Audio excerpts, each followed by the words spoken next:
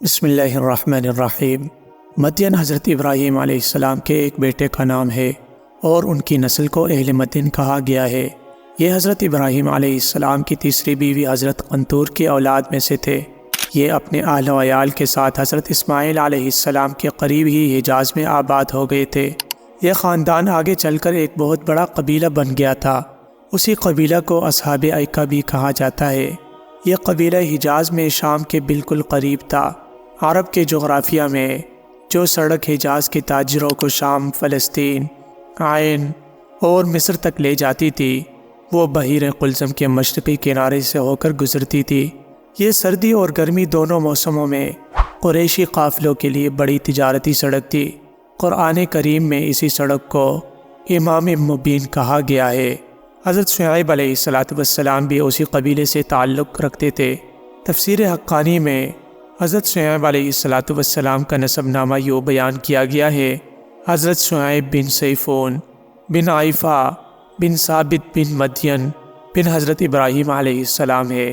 اصحاب ایکہ یعنی جھنڈے والے، عربی میں لفظ ایکہ ان سرسبز شاداب جھاڑیوں کو کہتے ہیں جو ہرے بھرے درختوں کی کثرت کی وجہ سے جنگلوں میں ہوتی ہیں۔ مدین کی آبادی اور عرب کے شمال مغرب میں اس جگہ آباد تھی جسے شام کے متصل حجاز کا آخری حصہ کہا جاتا ہے۔ نہروں اور آبشاروں کی کثرت نے اس علاقے کو اس قدر سرسبز و شاداب بنا دیا تھا اور وہاں میوے دار درختوں اور پھولوں کے اس قدر باغات تھے تو ایک جھنڈ نظر آتا تھا۔ تو اس مناسبت سے اہل مدین کو اصحاب ایکہ بھی کہا گیا اور بعض کے نزدیک یہ قبیلہ دو حصوں میں بٹ گیا تھا۔ شہر کے رہنے والے اہل مدین کہلاتے تھے اور دیہات کے رہنے والے اصحاب ایکہ کہلاتے تھے۔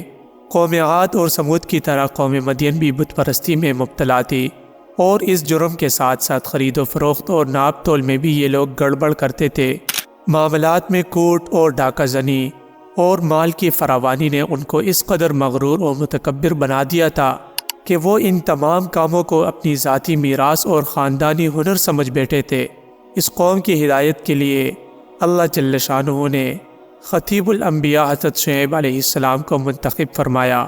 آپ علیہ السلام نے ان لوگوں کو شرک سے بیزاری اور خدا کی توحید کا درس دیا اور رشد و ہدایت کی تعلیم دیتے ہوئے اللہ کی طرف بلایا اور ناپ تول کو پورا رکھنے کی ہدایت کر دی، جیسا کہ ارشاد ربانی ہے۔ اور اہل مدین کی طرف سے ہم نے ان کے بھائی شعیب علیہ السلام کو بھیجا۔ اس نے کہا: اے میری قوم، تم اللہ کی عبادت کرو جس کے سوا تمہارا کوئی معبود نہیں، اور تم پیمانہ بھرنے اور تولنے میں کمی نہ کیا کرو۔ میں تم کو آسودہ حال دیکھتا ہوں اور میں تم کو ایسے عذاب کے دن سے ڈراتا ہوں جو ہر قسم کے عذاب کا جامع ہوگا۔ حضرت شعیب علیہ السلام نے لوگوں کو ہر طرح سے سمجھانے کی کوشش کی، مگر اس بدبخت قوم پر کوئی اثر نہ ہوا، اور اپنے گزشتہ تباہ شدہ بھائیوں کی طرح انہوں نے بھی اللہ کے نبی علیہ السلام پر اعتراض کرنے شروع کر دیے کہ کیا آپ کو آپ کی نماز یہ کہتی ہے کہ ہم اپنے باپ دادا کا دین چھوڑ دیں اور اپنے مال میں اپنی مرضی سے تصرف نہ کریں؟ ان کی بات قرآن کریم نے اس طرح نقل کی ہے۔ کہنے لگے: اے شعیب، کیا تیری نماز نے تجھ کو یہ حکم دیا ہے کہ ہم ان معبودوں کی عبادت کو ترک کر دیں جن کی عبادت ہمارے باپ کرتے آئے ہیں؟ اور کیا ہم اپنے مال میں اپنی مرضی سے تصرف کرنا چھوڑ دیں؟ بے شک آپ بڑے حلیم متبع اور نیک چلن ہے۔ حضرت شعیب علیہ السلام پر چند کمزور آدمی ایمان لائے، اور مالدار افراد اور قوم کے بدماشوں کا یہ طریقہ کار تھا کہ جو لوگ حضرت شعیب علیہ السلام کی خدمت میں دین سمجھنے اور قبول کرنے کی غرض سے آتے، ان کو راستے میں ٹوک کر ڈراتے دھمکاتے اور مسلمانوں کے روبرو جاہلانہ شکوک و شبہات پیش کرتے اور دین حق میں ٹیڑھی ٹیڑھی باتیں نکالنے کی کوشش کرتے۔ آپ علیہ السلام نے ان کو بھی روکا، لیکن بد باطن لوگ بجائے اس کے کہ اللہ کی بات سنتے اور اپنے لیے اللہ کے نبی کو ایک رحمت سمجھتے اور حضرت شعیب علیہ السلام پر ایمان لاتے، الٹا وہ یہ سمجھ بیٹھے کہ حضرت شعیب علیہ السلام بھی ہماری ملت میں شامل تھے اور ہم سے کٹ کر الگ ہو گئے ہیں، اور ساتھ انہوں نے ان لوگوں کی واپسی کا بھی مطالبہ کر لیا جو واقعی کفر کو چھوڑ کر مسلمان ہو چکے تھے۔ حضرت شعیب علیہ السلام کو دھمکی دی کہ یا تو ہمارے دین میں شامل ہو جاؤ ورنہ ہماری بستی سے نکل جاؤ۔ اور حضرت شعیب علیہ السلام سے کہنے لگے کہ اگر تیرا اتنا بڑا قبیلہ نہ ہوتا تو ہم دیکھتے کہ تو کس طرح ہمیں اس دین سے ہٹاتا ہے، ہم تجھے سنسار کر دیتے۔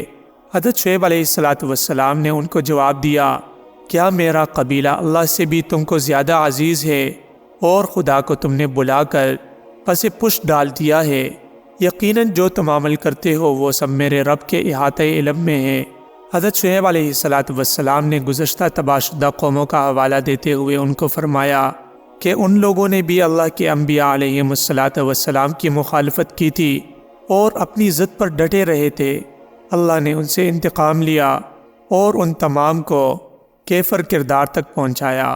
کہیں ایسا نہ ہو کہ میری مخالفت کی وجہ سے تم کو بھی کوئی ناگہانی آفت آ گیرے، اس لیے اب بھی وقت ہے، سنبھل جاؤ اور میری مخالفت کر کے اللہ کا عذاب نہ خریدو، جیسا کہ قرآن کریم میں ارشاد باری تعالیٰ ہے، اور اے میری قوم، تم کو میری مخالفت کہیں ایسے کاموں پر آمادہ نہ کر دے کہ تم پر اس طرح کے مصائب نازل ہو جیسے نوح علیہ السلام کی قوم یا ہود علیہ السلام کی قوم یا صالح علیہ السلام کی قوم پر نازل ہو چکے ہیں، اور لوط کی قوم کا زمانہ تو تم سے دور بھی نہیں، لیکن ان لوگوں نے نہ تو بت پرستی چھوڑی اور نہ ناپ تول درست کیا، الٹا اپنے محسن کے دشمن بن گئے اور کہنے لگے کہ یا تو ہمارے دین میں واپس آ جا یا اس بستی سے نکل جا۔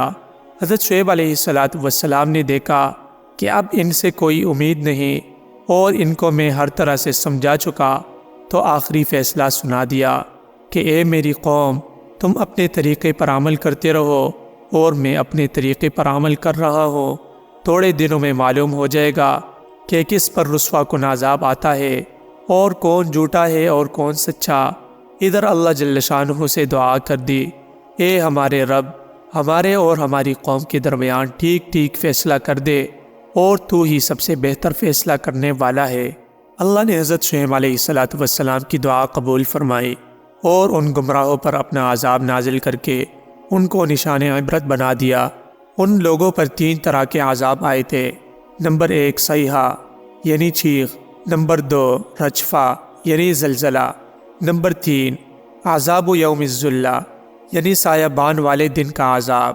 ان پر عذاب کی یہ صورت ہوئی کہ اول ان کی بستی میں سخت گرمی پڑی جس سے سب لوگ بلبلا اٹھے، پھر ان کے قریب جنگل میں ایک گہرا بادل آیا جس سے اس جنگل میں سایہ ہو گیا۔ یہ دیکھ کر تمام بستی والے اس سائے کے نیچے جمع ہو گئے۔ اس طرح یہ خدائی مجرم بغیر کسی وارنٹ کے اور سپاہی کے خود ہی اپنی ہلاکت کی جگہ پہنچ گئے۔ جب سب کے سب جمع ہو گئے تو ان پر پہلے بادل سے آگ برسی، پھر سخت چنگاڑ کی آواز آئی، پھر زلزلہ آیا۔ قرآن کریم نے اس کا ذکر ان الفاظ سے کیا ہے جس کا ترجمہ یہ ہے، ان کو زلزلہ نے آ پکڑا، پھر وہ اپنے گھروں میں منہ کے بل اوندے پڑ گئے، گویا وہ کبھی ان گھروں میں بسے ہی نہ تھے۔ خوب سن لو، مدین بھی رحمت سے اسی طرح دور ہوئے جس طرح سمود رحمت سے دور ہوئے تھے۔ تفسیر حقانی میں ہے کہ آخر اس قوم کا وقت بھی قریب آ گیا تھا۔ خدا تعالیٰ نے ان پر ایک دعا سا اٹھایا جس کی گرمی دلوں کو کباب کرتی تھی۔ یہ دعا جس کو ذلہ سے تعبیر کیا ہے، وہاں کی زمین اور پہاڑوں کا دعا تھا جو زلزلہ کے وقت پیدا ہوا تھا۔ ادھر خدا نے زلزلہ بھیجا جس نے تھوڑی دیر میں ان کو ہلاک کر دیا تھا، پھر تو وہ اپنے گھروں میں اوندے پڑے ہوئے تھے۔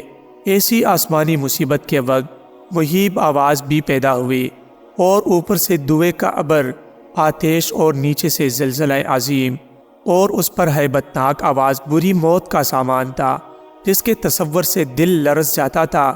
ایسی حالت میں انسان کی عادت ہے کہ وہ اپنا منہ چھپاتا پھرتا ہے اور زمین کو پکڑتا ہے۔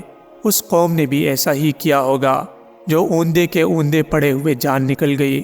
حضرت شعیب علیہ السلام اور ان کے متبعین اس بلا سے محفوظ رہے۔ پھر حضرت شعیب علیہ السلام نے اس قوم کو اوندا پڑا ہوا اور ان کے گھر کو اجڑا ہوا اور لاوارث دیکھا، گویا کہ ان کے گھروں میں کوئی بسا ہی نہ تھا۔ بڑی حسرت کے ساتھ تاسف اور رنج کر کے ان مردوں سے یہ خطاب کیا جس کا ترجمہ یہ ہے، اے میری قوم، میں نے تم کو اپنے رب کے پیغامات پہنچا دیے تھے، اور میں نے تمہاری خیر خواہی کی تھی، پھر جنہوں نے قبول حق سے انکار کیا ان پر افسوس کیوں کرو۔ حضرت شعیب علیہ السلام کی قوم کی ہلاکت کے بعد حضرموت کے مشہور شہر شیون کی مغربی جانب ایک مقام ہے جس کو شبام کہتے ہیں، وہاں تشریف لے گئے اور وہیں آپ علیہ السلام کا انتقال ہوا۔ شبام کی طرف اگر کوئی شخص وادی ابن علی کی راہ ہوتا ہوا شمال کی جانب چلے تو وادی کے بعد وہ جگہ ہے جہاں حضرت شعیب علیہ السلام کی قبر مبارک ہے۔